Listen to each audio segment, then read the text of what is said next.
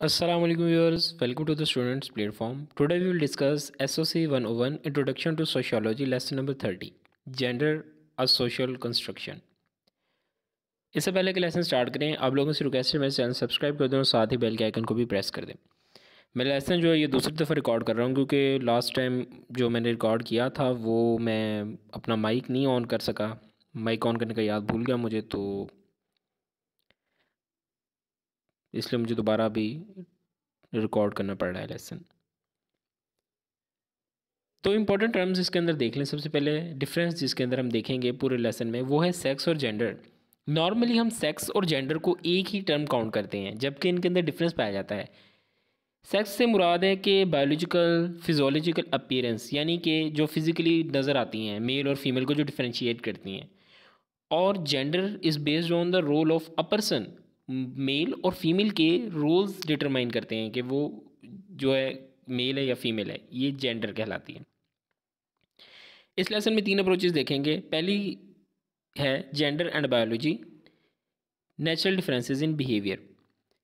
It shows difference in term of sex. Male और female की body की appearance, hormones, chromosomes, brain का size, इनमें फ़र्क होता है।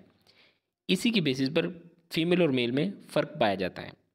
जेंडर सोशलाइजेशन, इसके मुताबिक इंसान जो है वो अपनी सोसाइटी से सीखता है कि इसका रोल क्या है, इसे किस तरह बिहेव करना है। अल्लाह ताला मर्द और औरतों को पैदा करता है और वो अपने जेंडर के मुतालिक रोल सीखते हैं।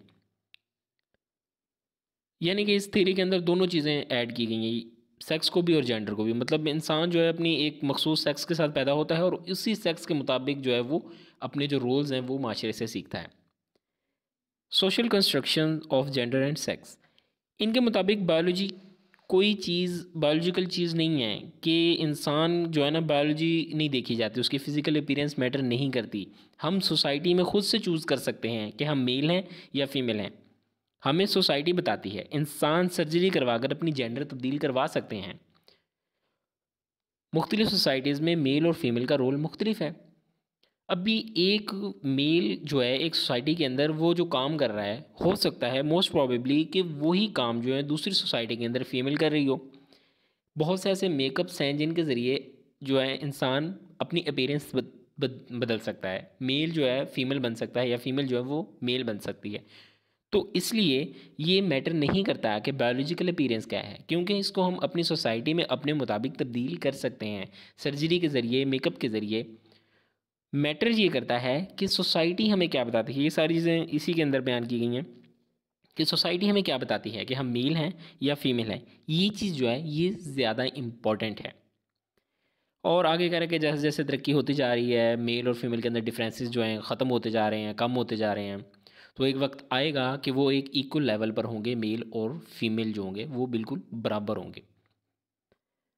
व्यूअर, ये था हमारा lesson. I hope I made it clear. मिलते हैं जल्दी नेक्स्ट लेसन के साथ। टिल देन टेक केयर, अल्लाह हाफिज़।